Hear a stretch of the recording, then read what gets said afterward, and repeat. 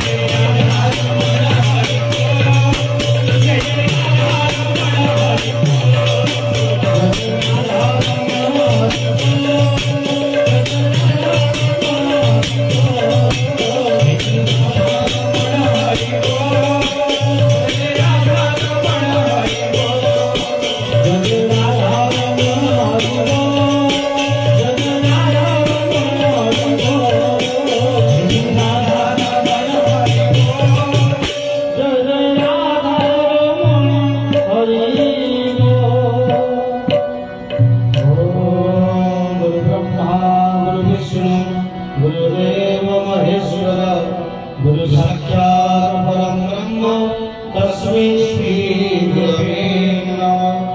चैतन्यं शाश्वतं शान्तं व्योमातीतं निरञ्जनं नादव्यव्यक्तातीतं तस्मै श्री गुरवे नमः। सर्वश्रुतिस्वरं विराजितपदाम्बुजं वेदान्तं भुजमार्कण्डं तस्मै श्री गुरवे नमः। ॐ शान्ताकारं भुजगशयनं पद्मनाभं सुरेशं विश्वाधारं गगनसदृशं मेघवर्णं शुभांगं लक्ष्मीकान्तं कमलनयनं योगिनीध्यानगम्यं वन्दे विष्णुं भवहरं सर्वरोगनिदानं।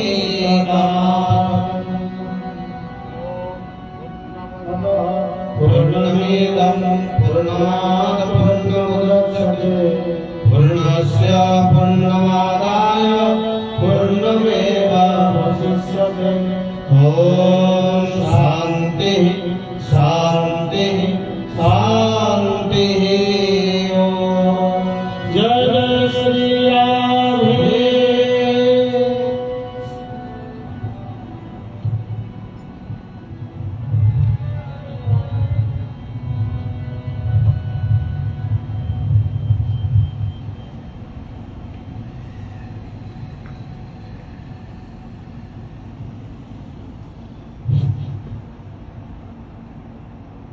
संक्षिप्त पूज्य पूजक बाबा बलिया ऋतु बसंत देवी बासंती जन्मदात्री बसंत तीन बसंतर संयोग एक देव शिशु को जन्म जी कुआ परिवर्ते कोहम कांदी जीवन आद्य पर्व ए जान जहाँ प्रति कार्य भरी रही अलौकिकता लोकशिक्षा और संस्कार परिचय प्रदान पर मु एक प्रकार असहाय और असमर्थ एमती के गोटे भी जीव ना जो से अभिज्ञ नुहति परिपक्व नुहति आध्यात्मिक हो कि सामाजिक साहित्य हो कि संस्कृति परिवार हो कि परिवेश राष्ट्र प्रेम हो कि जीव प्रेम सबुथिरे से जड़े प्रवीण पुरुष दुखी अवहेलित अभावी मनुष्य को देखीदे जहाँ को आखिरे लुह और मनरे कोह सृष्टि हुए से केमिति बा गोटे परमात्मा कोल सीमित हो रही सेदिन थाए 1954 मसीहा चैत्र शुक्ल षष्ठी एप्रिल 8 तारीख श्री रामचंद्र भंज मेडिकल कॉलेज कटक स्त्री प्रसूति विभाग डाक्तर ज्योत्स्ना देवी तत्वावधान और स्वाधीनता संग्रामी सरला देवी तदारख जे भुवनानंद और जेजे मान सामरिक कुलमंडन करने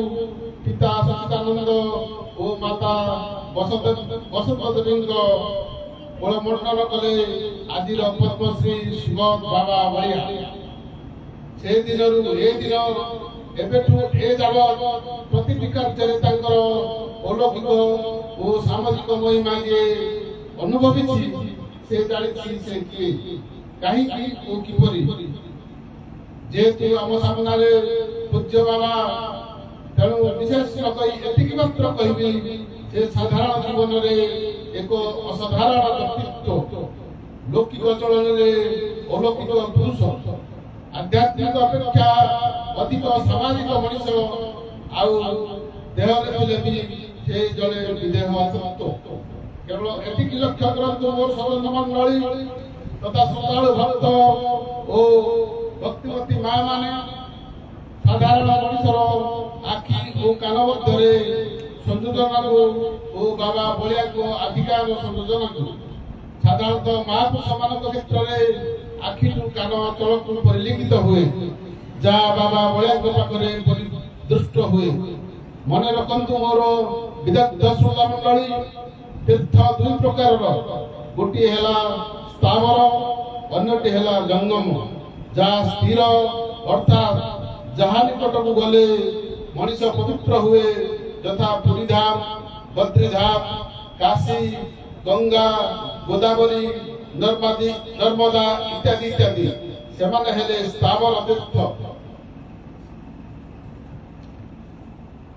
किंतु जंगम तीर्थ हेले साधु संत ऋषि मुनि महर्षि और गुरुवर्ग जो माने जीवन निकट को आसी तांको पवित्र करंती पाप विमुक्त करंती सेमिति एक मनीष को बाबा जी आम एमाटी को पवित्र करने सहित आज आम जीवन को पवित्र करने को एटी आसी पहुंची पदपद पर कोटि कोटि प्रणाम निवेदन सम्मान समाज संस्कार दिग प्रति यदि टिके भी प्रवेश करी तेरे सर्वप्रथम कहबी से बाबाजी अपेक्षा अधिक विप्लवी से धर्मीय मनीष अपेक्षा अधिक सामाजिक मनीष से कहते हे मनीष केउ मंदिर रे तू देवता खोजुछु परिवार वैकुंठर प्रत्यक्ष लक्ष्मी नारायण परा तो बापा मां ताको मन कथा भूल बलिया कहूची से लक्ष्मी नारायण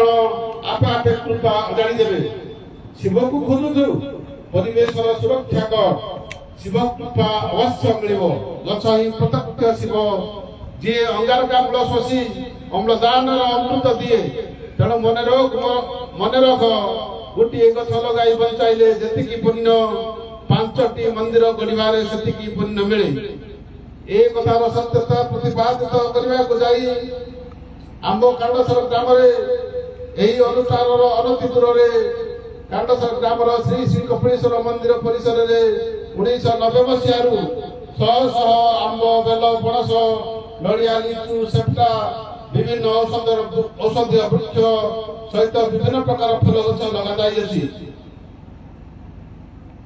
ए देवता तुल्य एही वृक्षराजी अम्लजान देवा सहित अनेक प्रकार फल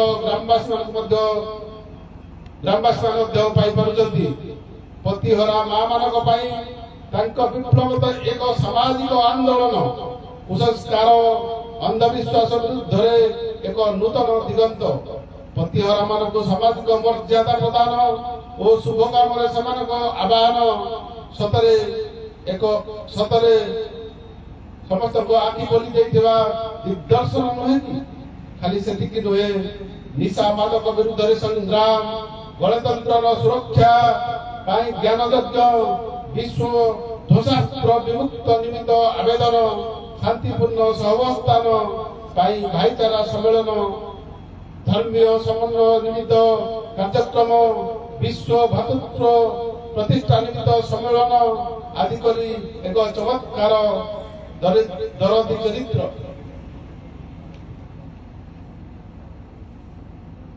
निजर सिद्धि उपलब्धि और प्राप्ति को समाज कल्याण रे विनियोग करी से आदि आध्यात्मिक पुरुषरू सामाजिक मनीष पाद पद्मर मनीषरू पद्मश्री विभूषित महापुरुष साजितंती जीवन को जगत जीवन पर्यंत आत्मा को परात्मा पर्यंत पाठ पढ़ाई देथिबा मनीष आज आम पाई झाड़ूदार साजी सामाजिक कलंक तथा समाजर अलिया सफा करी स्लोगान दियंती सृष्टिर सुरक्षा कर स्रष्टा आपे आपे मिलिजिवे निजे शांति रे बंच अन्य को शांति रे बंचिबा को मध्य दियो विज्ञानी मनीष आधुनिकतार द्वाई देई विषय और वस्तु रे कदापि शांति पाइबनी ताकू दिने ना दिने निज भीतर आनंद को अन्वेषण करबा को पड़िबो नचेत वस्तु भीतर शांति खोजु खोजु अशांतिर गरल रे उबुडुबु होई अनिश्वासी हेबा सारा हो तेणु ताकू बहिर्मुखी परिवर्ते अंतर्मुखी हेबा को पड़िबो निज भीतर सुख शांतिर अमृत धारा को चाखिबा को हेबो नचेत अधिक रु अधिक आशारे परिणत बयसरे अनुताप और ग्लानि रे संतापित हेबो किंतु सेतबेल को डेडीगुड़ कौणी कुथिबो एमिति आवश्यक तथा सामाजिक आदर्श चरित्र अनुसरण और अनुकरण एकांत वांछनीय जा जीवन तथा विश्व जीवन रे शांति स्थापन रे सहायक हेबो समय को सम्मान देई विविध दिगरु ओहरी एमिति कहिबी सूर्य जेमिति निजस्व परिचय श्रीमद बाबा कर्म ही तांकर निजस्व परिचय बरं आमे धन्य ସେମିତି ଏକ ମହାମାନବ ଆଜି ଆମ ଗହଣରେ ଆମେ ତାଙ୍କ ସଂସ୍ପର୍ଶରେ ମନେ ରଖନ୍ତୁ ନଈରେ ନାଁ ମିଳିବ ସତ କିନ୍ତୁ ସେତୁରେ ଯିବା ଭାରି ସହଜ। ଗୁରୁ ସତ୍ତା ଈଶ୍ୱରଙ୍କ ସାକ୍ଷାତ ସ୍ୱରୂପ ଠାକୁର ନିଗମାନନ୍ଦଙ୍କ ଭାଷାରେ ତମ ନାମ ସଦା ଶୁଭ ସାଧକ ହେ ପତିତା ଧମ ମାନବ ପାବକ ହେ ମହିମା ତବ ଗୋଚର ସୁଧି ମନେ ଗୁରୁଦେବ ଦୟାକର ଦିନଜନ।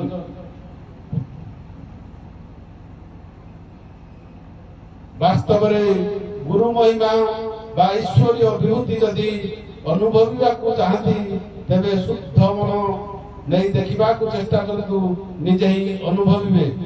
ବିଦେହର ଲୀଳା ଦୃଶ୍ୟ ଭିତରେ ଅଦୃଶ୍ୟର ଖେଳା। ଗୁରୁ କୃପା ହିଁ କେବଳ ବନ୍ଦେ ମାତରମ୍। ଜୟ ପଦ୍ମ ଶ୍ରୀଷ୍ମଦ ବାବା ବଳିଆ ଗୁରୁ କୃପା ହିଁ କେବଳ ବନ୍ଦେ ମାତରମ୍।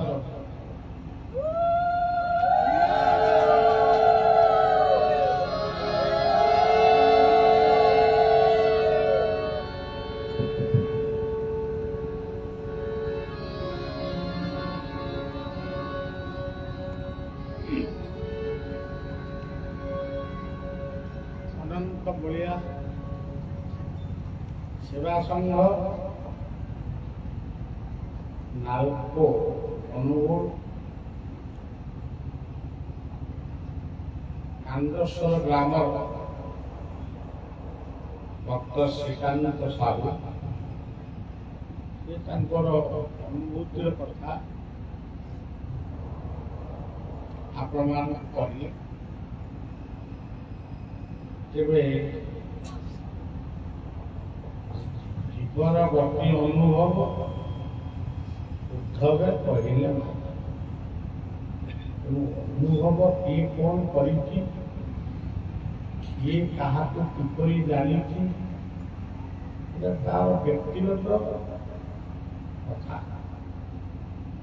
ସେ କଥାକୁ ଆମେ ସମସ୍ତେ ଠିକ ଭାବରେ ବୁଝି ଯାହା ଗ୍ରହଣୀୟ ତାକୁ ହିଁ ଗ୍ରହଣ କରିବା। ବର୍ତ୍ତମାନ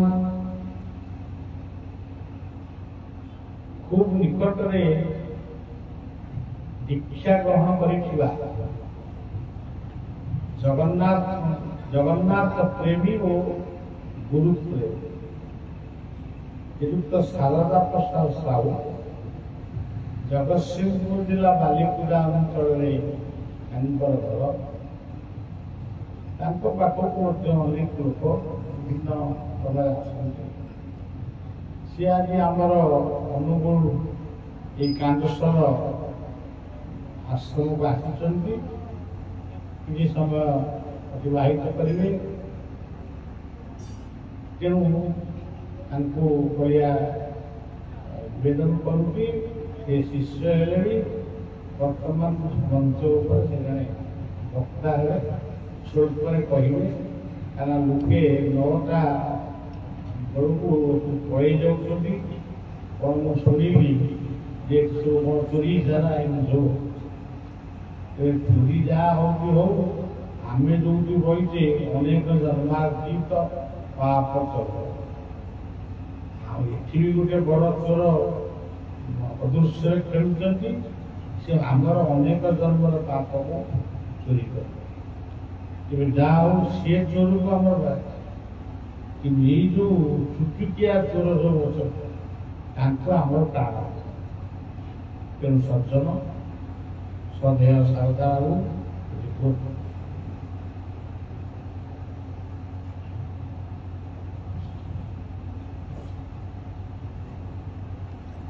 श्री नीलाचल निवासाय नित्याय परमात्मने जगन्नाथ बलभद्र सुभद्राभ्यां नमो नमः। जहाँ हुए सज्जन सकल मध्य टिके भूल हो गला कहबार तात्पर्य होछि कोन, श्रीमद् भागवत गोटे सुंदर कथा अछि, अनुभव को सत्य कहि। जो अनुभव होछि जीवन रे सत्य। तेणु अल्प दिन है मंत्र प्राप्त होते बोध हुए 15 दिन हम, किंतु अनेक अनुभूति बाबा को नहीं मोर अच्छी। कहीं आपण मैंने समस्त जदि देखिथे आमर किसी सोशल मीडिया वीडियो बा किसी टीवी चैनल द्वारा अतीत मत जानी निश्चित भाव में आपण मैंने विशेषकर 65 साहित्य को आलोचना करें। किंतु मोर सबुठार बड़ अनुभूति होउछि कोन जे अच्युतानंद महापुरुष लिखितले कृष्ण भाव रस नुहे वेद व्यास पूर्व भाग्य जार थीब कृष्ण भाव रस नुहे वेद व्यास पूर्व भाग्य जार थीब तार तांकु दया झड़ी दिसे काया निश्चय बासना बासिब महापुरुष अच्युतानंद शिवकल्प नवग्रह घंटार पदटी रचना करते हे दिव्य आत्मा आज मु कहवा आसीनी शुणा आसी परम पूज्य गुरुदेव आदेश पालन करने दर्शन करने आसी महापुरुष अच्युत को भल पाते थे जो दिन संकल्प नहीं जीवी नेमाला बटरे गोटे रात्रि जापन करी आम 4 जन जाइचु नेमाला बटरे रहीचु सकाळु सकाळु बंधु ये मोर मसीहाटी मन नाही पूज्य बाबा नौ यात्रा होता चित्रकला मध्य बाबा आसुचंदी एवं से दंडवत प्रणामटे कले आम 2-3 जन थलु जहाँ से कथा स्मृति पटल मोर बहुत दिन पर पलि गला तत्पश्चात गोटे बाबा सब शोला बेले दैनिक मु भिडियो देखे कहीं ना हे सज्जन आपण माने जानी प्रत्येक मासरे प्राय 10 ରୁ 15,000 लोक माने मते भेट करती ओडिशा आंध्र प्रदेश बिहार छत्तीसगढ़ सब राज्य लोक माने आसंती तो यही समय रे बाबा को राति 12टा गोटे बेलू मु शोला पूर्व निश्चिंत गोटे भिडियो देखी एवं बाबा प्रति यही आकर्षित हो गली ना कथा आस्तिकता थाए ना कथा नास्तिकता थाए किंतु ये ओडिशा मात्र एभली जड़े सन्त जहाँ प्रति कथा केवल वास्तविक कथा थाए से वास्तविक कथा मत स्पर्श कला एवं जो दिन मु बाबा आश्रम जाइली दिव्य मंत्र प्राप्त कली एवं मंत्र प्राप्त कर सारा 2 दिन पर पुरी गली जगन्नाथ गरुड़ स्तंभ पछरे ठिया गोटे भिडियो बाबा देखी बाबा कही कि जीवन में मु नामाचार्य बारिया पाखे 6 घंटा छिड़ा होती जगन्नाथ मंदिर में 6 घंटा छिड़ा होती तो मो मन में आसला जो मंत्रटी मु प्राप्त करी से मंत्रटी को गरुड़ स्तंभ पछपटे छिड़ा हो 108 थर पाठ करी 108 थर पाठ करने भितर मन में गोटे कामना आसला महाप्रभु जगन्नाथ आपण श्रीअंग लगी चंदन टिके मत मिलता यही कथा पाठ कर आसिली घंटे पर साहरा मेला है भीतर काठरे जगन्नाथ महाप्रभु दर्शन गलु आम बाम पटक छिड़ा से तो चंदन लगी आसला डाहन कान भितर चंदन लेंचाई अच्छी सांगे सांगे मत आसिले पार्टी कले बाबू ठिया चिन्हा परिचय टिके थे डाहन कान भितर चंदन टे देदेले बोल सद्गुरु भगवान की तेणु से जो पूर्व 4-5 थर जाइए सिंघारी सेवक मैंने अन्य सेवक मैंने पूजा पाठ समस्त मैंने समस्त मोर प्रिय किंतु कहते आप आसला चंदन लगे सरीगला जहाँ से दिन से मंत्रटी गुरुदत्त बीज मंत्रटी पाठ करने द्वारा मत महाप्रभु जगन्नाथ चंदन प्राप्ति हो गला तो ये अनुभूति दिए क्या कौन लगी थाई पारे किंतु मो हृदय को स्पर्श करीगला आमे डाकिबा महाप्रभु को डाकिबा महापुरुष कहिले एमिति समय आसीबो अच्युतानंद मध्ये कहिसंती हरे रामकृष्ण चरणे याकृष्ण होई थिबु दिवानिसी हमर अच्युत देहंता भलिला न्याय कहिदला बाची आज मीन राशि रे शनि चरण होइचंती कोहिनूर पंजिका अनुसार गुरुवार दिन चरण होइछि किए कहूछु उत्पाद वित्पाद हबे कि आ पूर्व एमिति अनेक मीन शनि भोग होइछि किंतु सेही महापुरुष माने कहिसंती ताकर मालिका शास्त्र रे कलम रे कहिसंती जेतबेले 600 वर्ष पूर्वे ना कागज थला ना कलम थला तालपत्र पोथी एवं लेखनी सहायता भविष्य मालिका रचना करते एवं से भविष्य मालिका से गोटे कथा कहते जो माने गुरु ग्रहण करते गुरु कृपा पाइते से माने ही कलित गरालू रक्षा पाइबे आज जो कोरोना महामारी आसिला आधुनिक विज्ञान ताकू जहां मध्ये कहू चकड़ा मणार 40 नंबर पृष्ठरे अच्युतानंद महापुरुष लिखिते कहले 14:2 मिसाई वेद को जखी हुतुई ठिकଣା जानी गुराम मही हेब चारकार चंडी चामुंडा बातीबे भागवान करिदेबे से बेले को मंत्र ओटे शून्य ब्रह्म एकाकार आपण माने पढिबे पुस्तकटी बहुत दिन तलर छपा है प्राय 1985-84 मसियार बही दिए किंतु 40 नंबर पृष्ठ लिखा जाइतला चंडी चामुंडा बातीबे भागवान के करिदेबे तो सेही समय रे गुरु कृपा जो मानक पर थिबो मालिका केबे विनाशर कथा कहि नै मालिका विकासर कथा कहिछि अति किंतु केतेक वक्ता माने केतेक अनुवादक माने ଯେମିତି ବାଇଶି ପାଗଛେ ମିନ ଖେଳିବ ଜଗନ୍ନାଥ ଛତିଆ ଯିବେ ଏ କଥା ଗୁଡାକ ମାଳିକାରେ ନାହିଁ ଏ କଥା ଗୁଡାକ କଳ୍ପନା କଳ୍ପିତ କଥାକୁ ଭର୍ତ୍ତି କରି ଯାଇଛି କିନ୍ତୁ ମାଳିକା ସାହିତ୍ୟରେ ବାସ୍ତବ କଥା ଅଛି।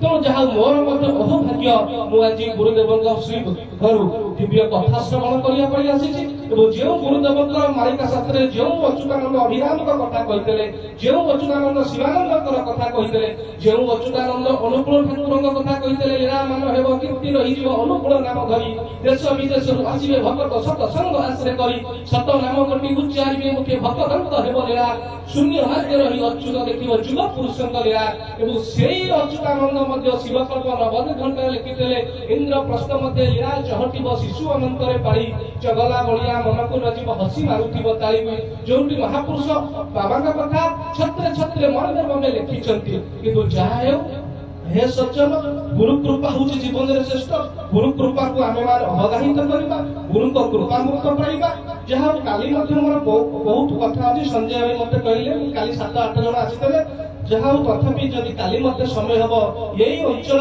मत बहुत लोग जानते मिनिमम 100-150 लोक कहि से विभिन्न डाक्तर अच्छा इंजीनियर अच्छा ऑफिसर अच्छा एक्स एमएलए अच्छा समस्त काली आज तो हठात भुवनेश्वर गोटे भाव कौन है आसी पहुंचली काली से डाकिबी एवं जदि श्री गुरुदेव चिंता है निर्देश मो प्रति है से मो सहित 7 लक्ष पाखापाखि लोक जोड़ी अच्छा समस्त को से गुरुगत गुरु प्राण करदेवी समस्त को एकजुट करदेवी जदि मत आदेश थाए सारा ओडिशा कहीं ओडिशा बाहर जिते लोक आसती समस्त लोक मानू एकत्रित ये दासन दास कर आदेश मोर कहबार किसी हेनी कृपा सब तेणु आ विशेष कथा मुझे कहूना से गुरुदेव पाद पद्म आज कथा को विश्राम दे दिव्य सत्संग श्रवण कर निजक उद्धार करने निजक पूर्णार्थ करने निजक गुरु गोविंद सानिध्य लाभ आसी।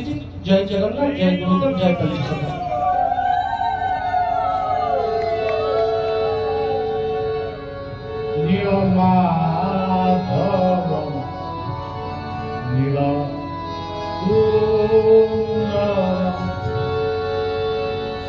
जगन्नाथ स्वामी नित्य आनंद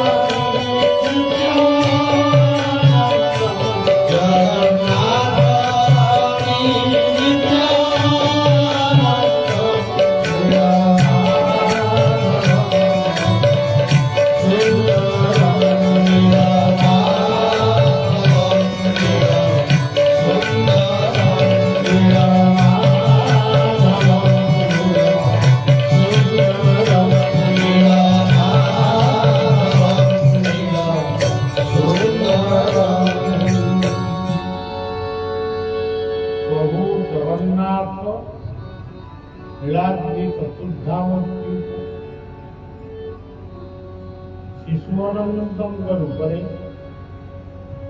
मोर इष्टदेव मोर गुरुदेव रूपे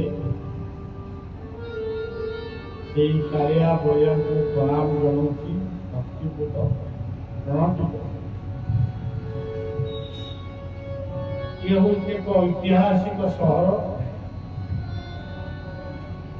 जो नवकृष्ण चौधरी समाधि पीठ रही जो अंचल पवित्र मोहन प्रधान स्मृतिस्तंभ रही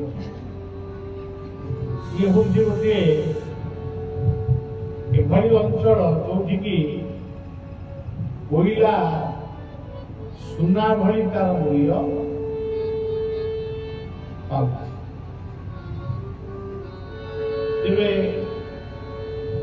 ये अंतर अधिष्ठात्री देवता देवी होती हिंगुड़ा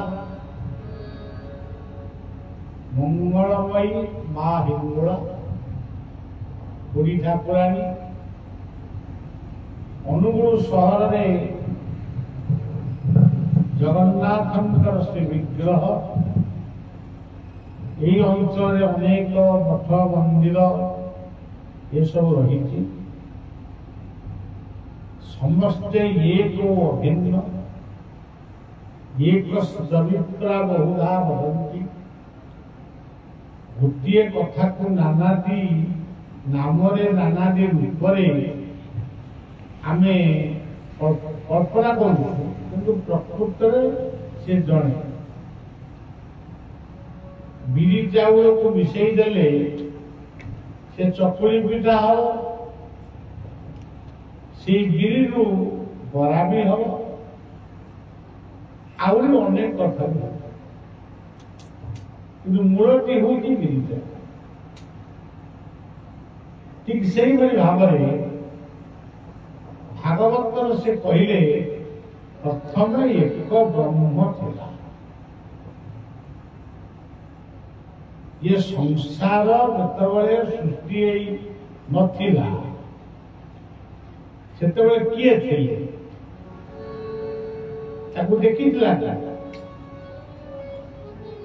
केही देखि ना किंतु परवर्ती समय दूरदृष्टि संपन्न दिव्य ज्ञान संपन्न व्यक्ति मान जानिले ये सृष्टि जतबले जन्म हला ता बहु पूर्व जड़े थिले सी होचंती ब्रह्म प्रथम एक ब्रह्म तापरे प्रकृति होइला द्वितीय प्रकृति होइला प्रकृतिर कोल ये संसार रही जो दिन प्रकृति नष्ट होना ये संसार आपके रही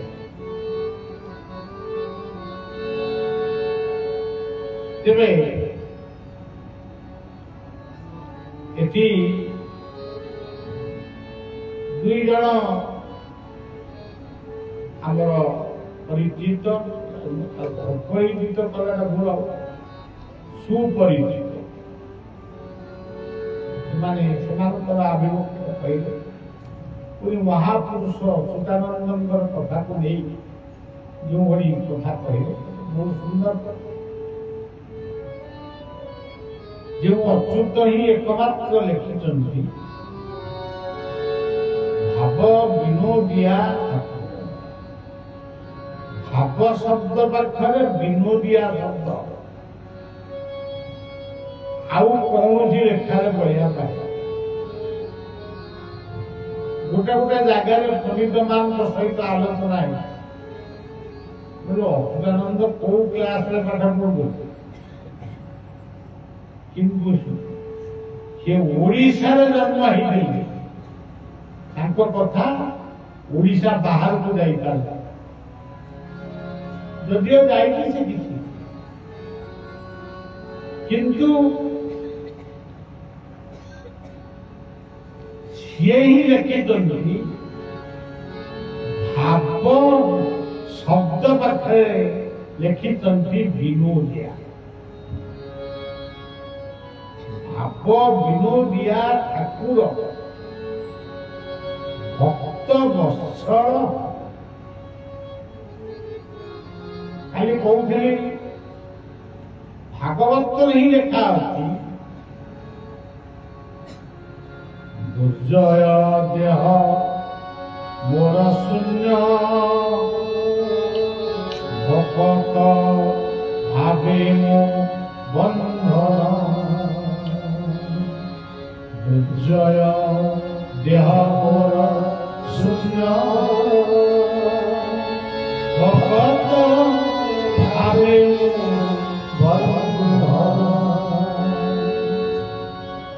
ठीक सही कथा को अच्युतानंद लिखे भाव विनोदिया ठाकुर भक्त वत्सल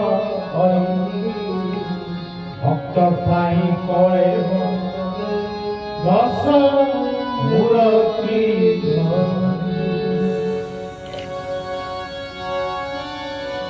ସବୁ କଥାରେ ଗୋଟେ କେନ୍ ଅଛି।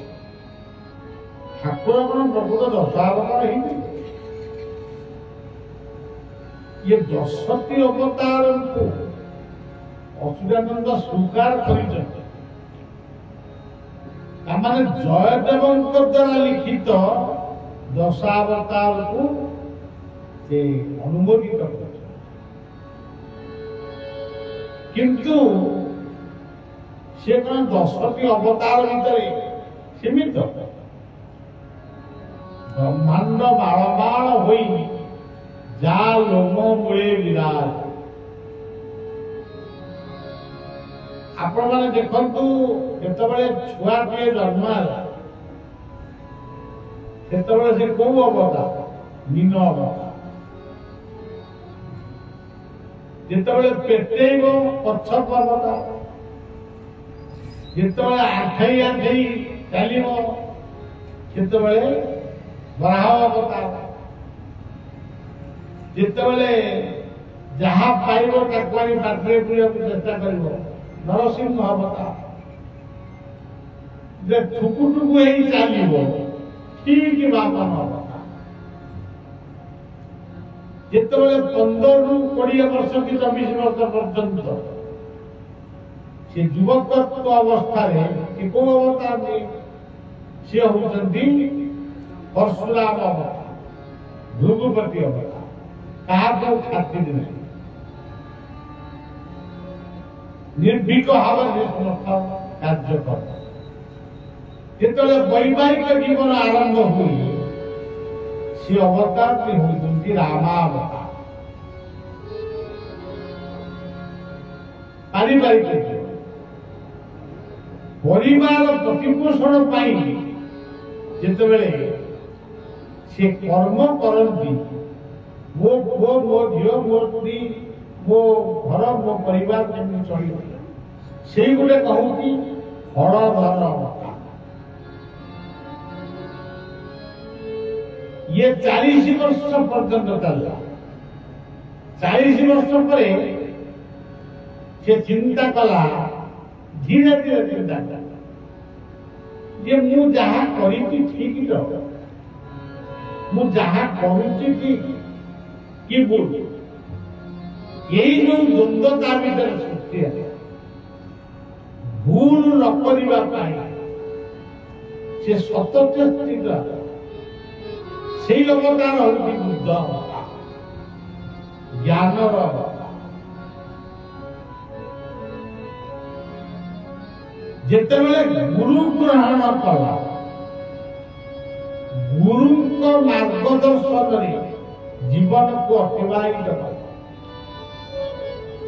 ସାଧନ ଭଜନରେ ମନ ଦେଲା ଏବଂ ନିଜେ ଭାବିଲା ये संसार आउ केते दिन रही कहीं भूल कर गोटे कहूँ कलिकी अवतार लेच्छत्व को निधन कर। लेच्छ कहले अज्ञान, अज्ञानी को छेदन करानी लेच्छत्व को निधन। लेच्छनी बहने धने कलयसी करवार धूमकेतु कपि कराल केशव भूत कलिकी शरीर जय जगदीश। आपको जयदेव कि जयदेव पूर्व ठाकुर रूप 10 भितर सीमित रखला 32 अवतार ता भीतर देवर्षि नारद भी गोटे अवतार। किंतु जितेबाला 10-32 ये भितर मनुष्य ठीक बुझी पारा नहीं तेणु कहला अनंत अवतार आदि अंत कौटी किसी माने जना पड़े। सज्जन यही देखु आम काली कहूले ଆମର ଆଜି ଦ୍ୱିତୀୟ ସନ୍ଧ୍ୟା ବଳିଆ ଯୋଉଠିକି ଯାଏ ମୁଁ ଯାହା କହିଲେ ବି ଗୀତା ଟିକେ କହିବି। ଯେମିତି ପାନ ଖିଆ ଲୋକ ପାନଟା ପାଟିରେ ନ ପୁରେଇ ତାର କଥା କହିବାକୁ ଭଲ ଲାଗେନି। ତେଣୁ ଆମେ ଯେତେବେଳେ ଯୋଉ କଥା ବି କହିଛୁ ଟିକେ ଗୀତା ଟିକେ ନ କହିଲେ ମନଟା ଗଡ଼ବଡ଼ ହେଇଯାଏ, ମନଟା ଭଲ ଲାଗେନି। गीता में परमा विद्या ब्रह्म रूपा न संशय अर्धमात्रा खरा नित्या सानिराज्य पदार्थ। यही गीतार नामकरण किए करिति केड़े सुंदर ना देने श्री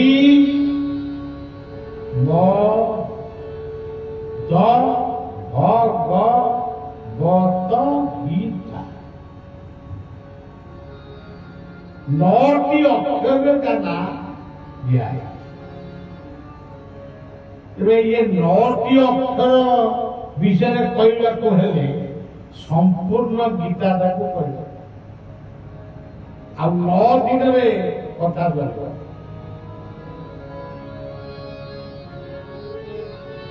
श्री शब्द प्रथम अक्षर होती तालवेश शब्द। शब्द जदि नहीं मुख बोले बधिर बढ़िया गोटे संगीत लिखी शब्द भेदी नाद सुहे अनेक दूरे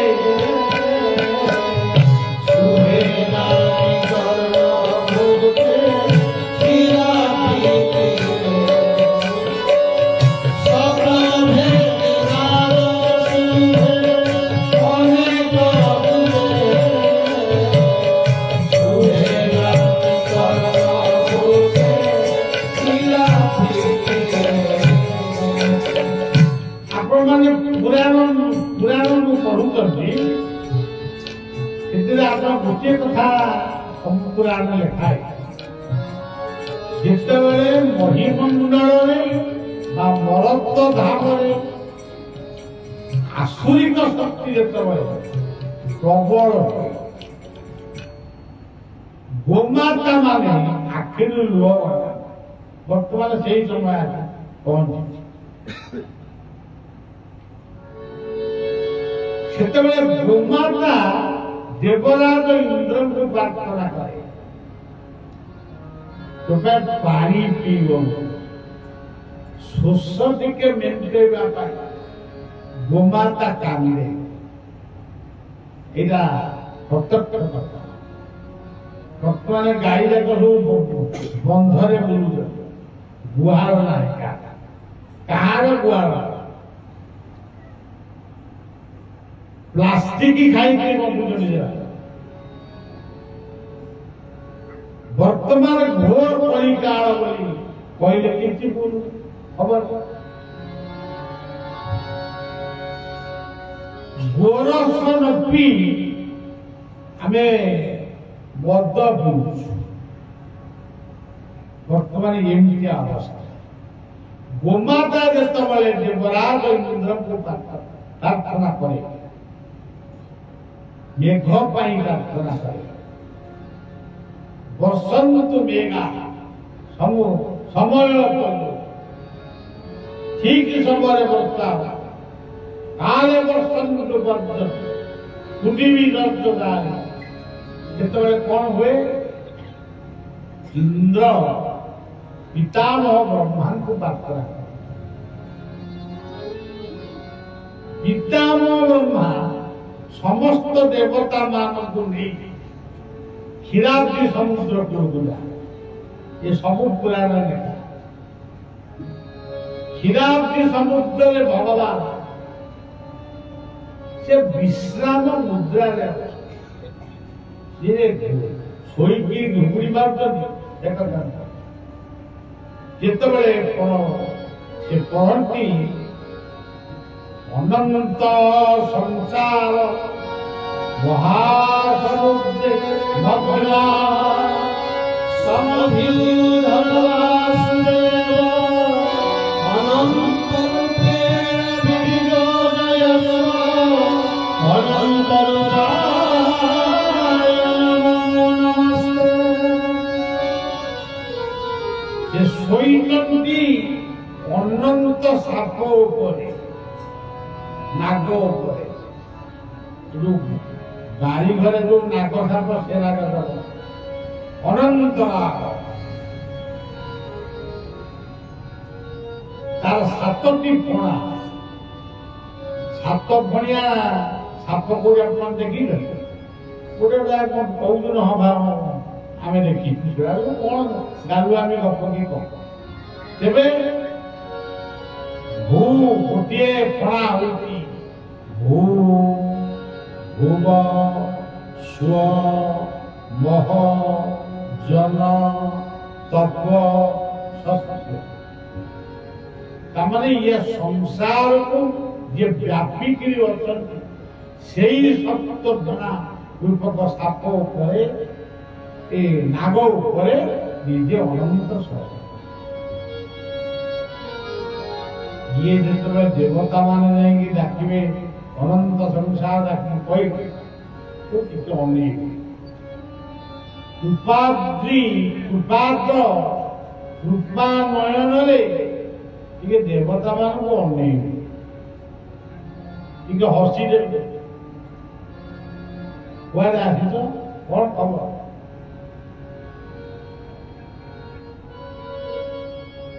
ସେ ସ୍ତୁତି ଅନନ୍ତଙ୍କର ଜାଗ୍ରତ ଅବସ୍ଥାରେ ସେ ସ୍ତୁତି କରୁଛନ୍ତି ଦେବତା।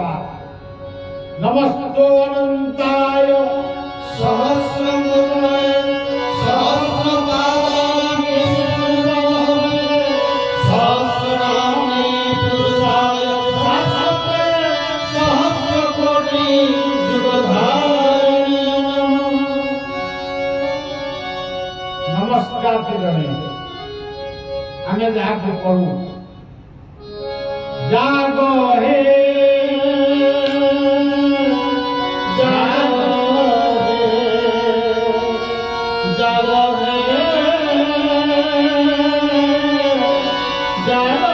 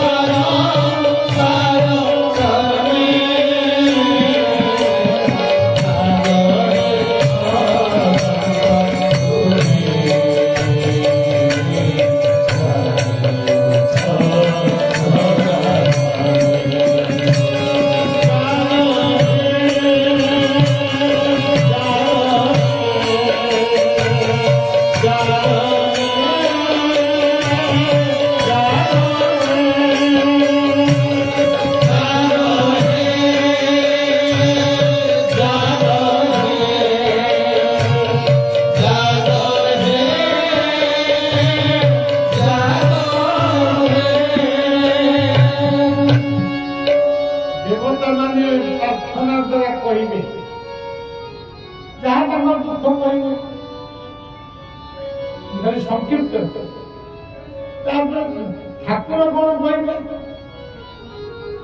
ତୁମେ ଯାଅ ମୁଁ ଯାଉଛି ମୁଁ ଅମୁକ ଜାଗାରେ ଜନ୍ମ ହେଲି ଆଉ ବ୍ୟସ୍ତ ଦେବତା ମାନଙ୍କୁ ମତ କରିବେ এই হଉଛନ୍ତି ଅନନ୍ତଙ୍କର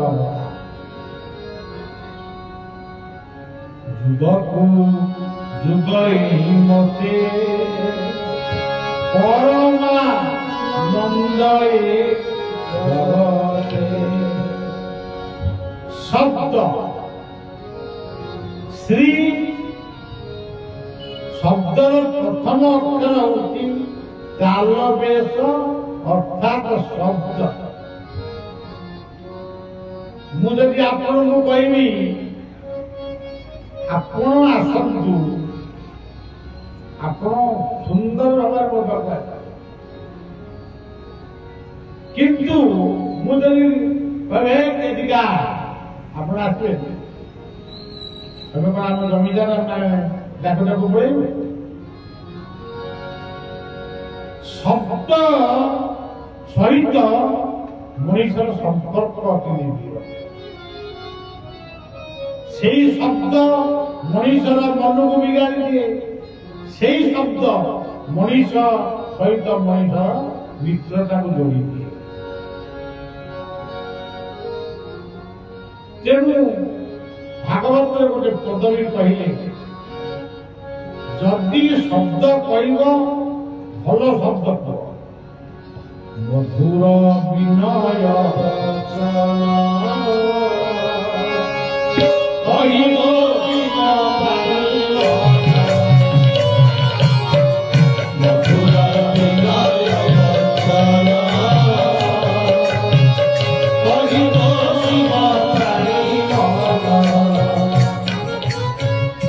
ମଧୁର ବିନୟ ବଚନ।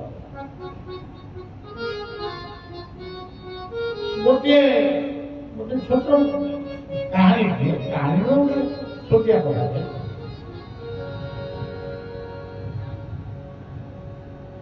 ବିବାହ କରିବା ପାଇଁ ଝିଅ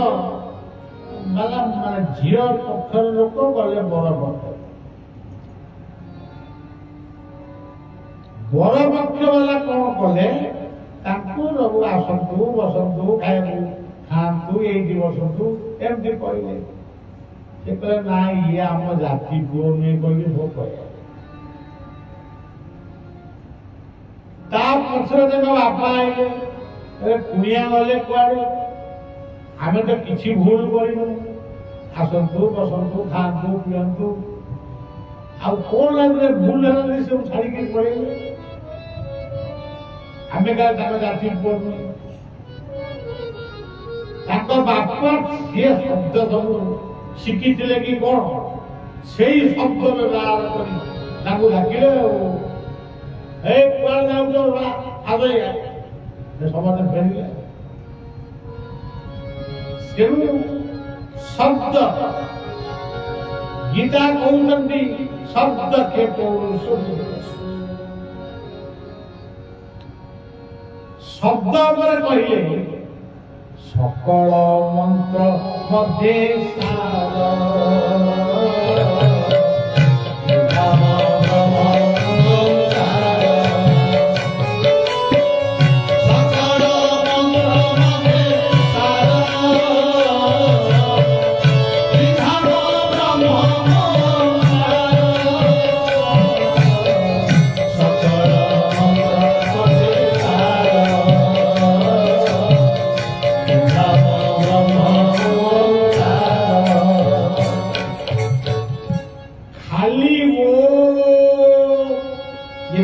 କହିଲେ ମଧ୍ୟ ଏକ ମହାନ ଶବ୍ଦ ସୃଷ୍ଟି ହେଲା। ଏଇ ଓଙ୍କାର ଶବ୍ଦରେ ଭଗବାନଙ୍କର ପାଦପଦ୍ମ ପର୍ଯ୍ୟନ୍ତ ଇଏ ନାଦ ଯିବ। ଓଡ଼ିଆ ସାହିତ୍ୟ କହିଛନ୍ତି ମୁନି ମୁଖ ବେଦ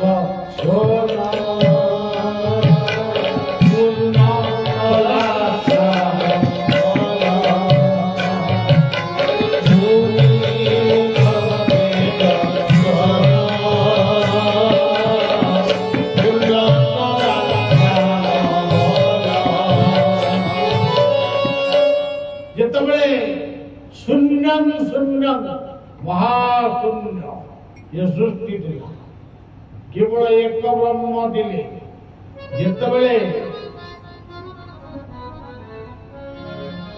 ମଣିଷ ଜନ୍ମ ପାଇବା ପାଇଁ ଅନେକ ଜନ୍ମ ବିତିଗଲା, ପଶୁ ହେଲା, ପକ୍ଷୀ ହେଲା, ବିଭିନ୍ନ ପ୍ରକାର, ତାପରେ ମଣିଷ ହେଲା। ମଣିଷ ଜଗତକୁ ଶୃଙ୍ଖଳିତ କରିବା ପାଇଁ ଗୋଟେ ସମ୍ବିଧାନ ତିଆରି ହେଲା। ସେ ସମ୍ବିଧାନର ନାମ ହଉଛି ବେଦ। ଯାହା କହୁଥିଲେ ଆମର ସାହୁ ବାବୁ କହୁଥିଲେ ଯେ ସେତେବେଳେ କାଗଜ ନଥିଲା କି କଲମ ନଥିଲା, ତା ପୂର୍ବରୁ ତାଳପତ୍ର ବି ନଥିଲା, ଲେଖନୀ ବି ନଥିଲା। ଶୁଣି ଶୁଣିକି ସେ ପରମାତ୍ମାଙ୍କ ରାଜ୍ୟରୁ ଭାସି ଆସିଲା ଅନେକ ଶବ୍ଦ, ଅନେକ ନିୟମ। ତାକୁ ଶୁଣି ଶୁଣିକିରି ମନେ ରଖିବେ ବୁଝିବା। ପରବର୍ତ୍ତୀ ସମୟରେ ତାଳପତ୍ର ପୋଥିରେ ଲେଖିଲେ, ତାପରେ କାଗଜ କଲମ ଲେଖିଲେ। ସେଥିପାଇଁ ଗୀତାର ଗୋଟିଏ ଶ୍ଲୋକ, ବେଦେଷୁ ଯଜ୍ଞେଷୁ ତପସ୍ସୁ ଚ ଦାନେଷୁ ଯତ ପୁଣ୍ୟ ଫଳଂ ଭବିଷ୍ୟସି। ଏ ସବୁ କଥା ଆମେ ପରେ କହିବା। ତେବେ ଶବ୍ଦ, ସେ ଶବ୍ଦଟି ହେଲା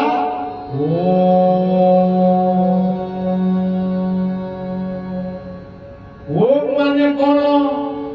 ଅଯୁକ୍ତ ଉଯୁକ୍ତ ମ ସମାନେ ଓମ୍। ओम इत्येकाक्षर ब्रह्म ज्ञानमस्वर जपयामि निरन्तेह सदानि भवन्ति। खाइला बेले, बसिला बेले, शोइला बेले, चालला बेले सबले मन भितरे ओम ओम ओम एमती हबो जीवनर शेष निश्वास बेले यदि ओम टा पाटे बजिगला सेई पेट मुक्ति। तेरे ये होती प्रथम शब्द ओ शब्द पर आसला जुग। से जुगटी ना कौन? सत्य जुग। सत्य बोली गोटे जुग थिला से पुराणरू आमे जानिछु। आता सत्य आपण सकाळू जे उठिबे कार प्रति हिंसा नहीं, बाध नहीं, कि नहीं, सज्जा उपरे बसिले से काम किंतु को जुग भोग करूछन्ति? सत्य। नित्य कर्म कले परिवार कथा बुझिले से को जुग? त्रेतया। विप्लव आरंभ कले परिवार बसिया पई कर्म करिया गले एटा को जुग? द्वापर जुग। संध्या हला गोड़ हाथ धोई प्रभु को प्रार्थना कले से गोटे हला कली जुग। तापरे आपण हरु फोटो उपरे कि तळे कोउठी हो बिछना खने लगे अनंत जुग। मालिका कार माने कोउठी सत्य जुग आछिबो से कोटा अस्वीकार करूनी। से जुगटर नाम हबो अनंत जुग।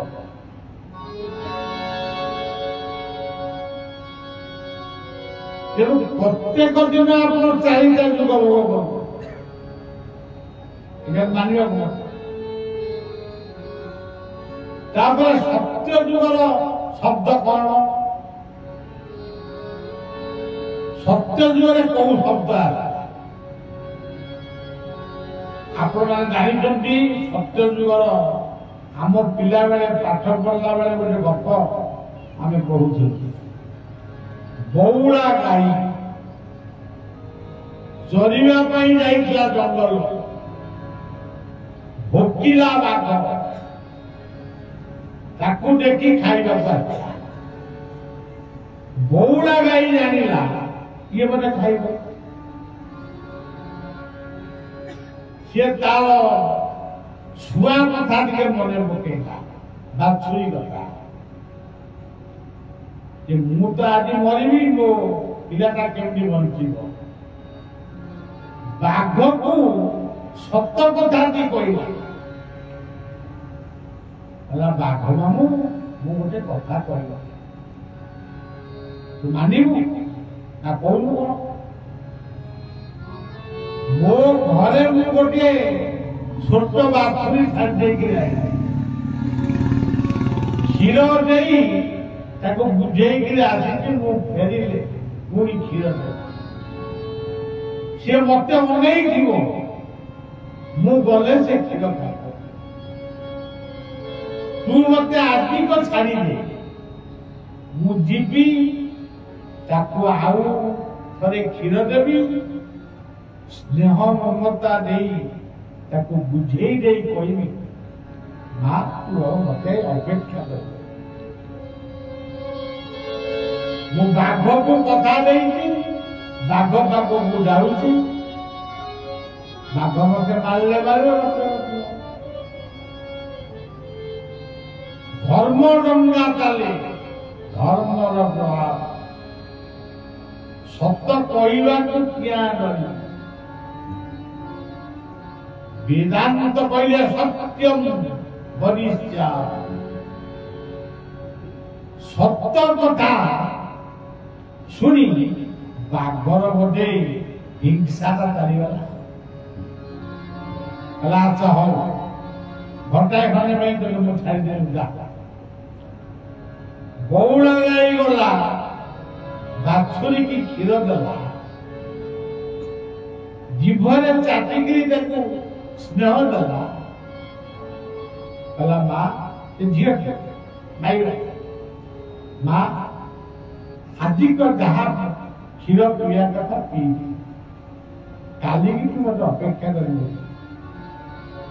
ମୁଁ ବାଘ ପାଖକୁ ଯାଉଛି, କଥା ଦେଇକି ଯାଇ, ବାଘ ମତେ ମାରିବ କି ରଖିବ ମୁଁ କହିପାରିବି। ବାଛୁରୀ ଆଖିରୁ ଲୁହ ବହୁଛି, ବଉଳା ଗାଈ ଆଖିରୁ ଲୁହ।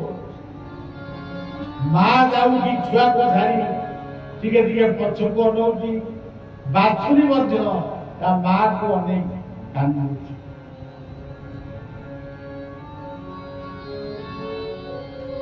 ସଜ୍ଜନ ଛୁଆ ହେଉ ଛୋଟା ପୂଜା ମା ଆଖିରେ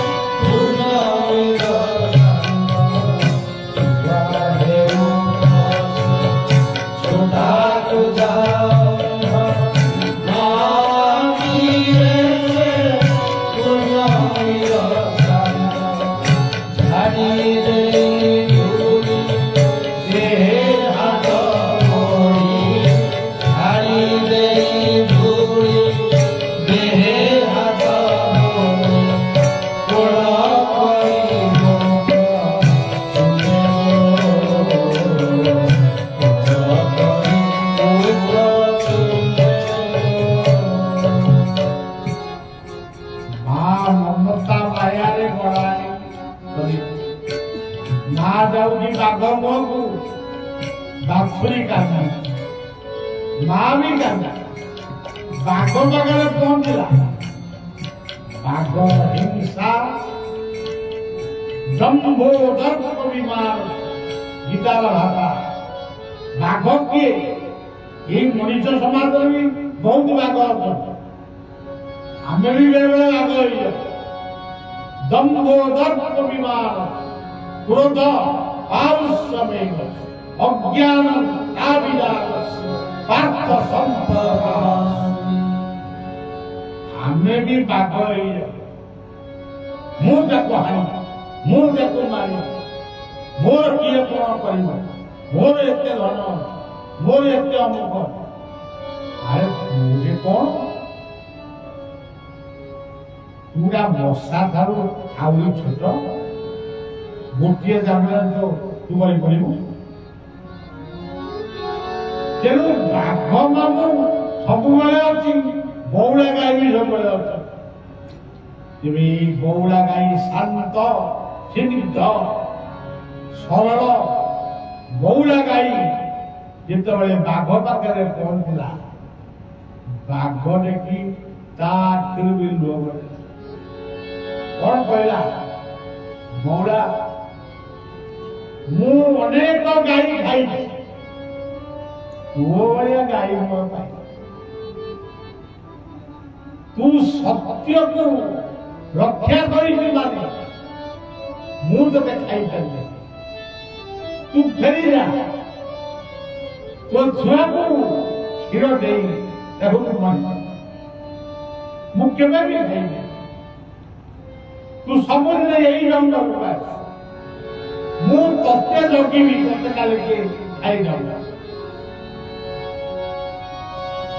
ଯେଉଁ କଥା ଗୀତାର ଲେଖା ହେଲା, ଯଦା ଯଦା ହି ଧର୍ମସ୍ୟ ଗ୍ଲାନିର୍ଭବତି ଭାରତ ଅଭ୍ୟୁତ୍ଥାନମ୍ ଧର୍ମସ୍ୟ ତଦାତ୍ମାନଂ ସୃଜାମଃ।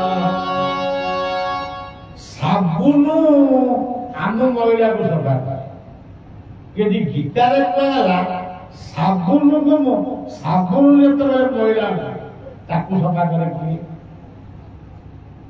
ସଦା ସଦା ହିଁ ଧର୍ମସ୍ୟ ଗ୍ଲାନିର୍ଭବତି ଭାରତ। ଧର୍ମ ତ ନିଜେ ପରିତ୍ରାଣ ଶକ୍ତି, ତାକୁ ପୁଣି ପରିତ୍ରାଣ କରିବାକୁ କିଏ ଆସନ୍ତି? କିଏ ଆସନ୍ତି?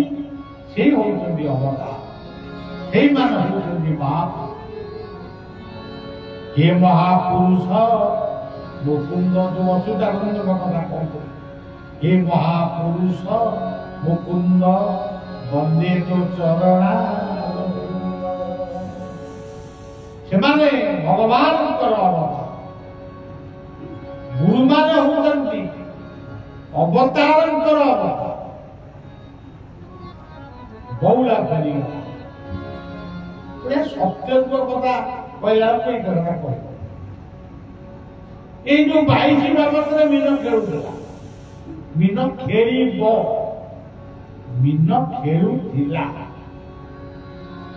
କବୀର ସାହେବ ଯେତେବେଳେ ପୁରୀ ଶ୍ରୀକ୍ଷେତ୍ରକୁ ଆସିଲେ, ଜଗନ୍ନାଥଙ୍କର 22 ବାଦରେ ଯେତେବେଳେ ମୀନ ଖେଳୁଥିଲା, ସମୁଦ୍ରର ଜୁଆର କଳ୍ପବଟକୁ ଢେଉରେ କମ୍ପମାନ କରୁ। କବିର କଣ ଭାବିଲେ କେଜାଣି, ଯୋଉ ପର୍ଯ୍ୟନ୍ତ ଚାଲିଲେ, हे सागर राज, हे वरुण राज, मो पछे पछे आस, मु जोठी रही तमे सेठी रही। आज भी समुद्र कूल रही कबीर चौला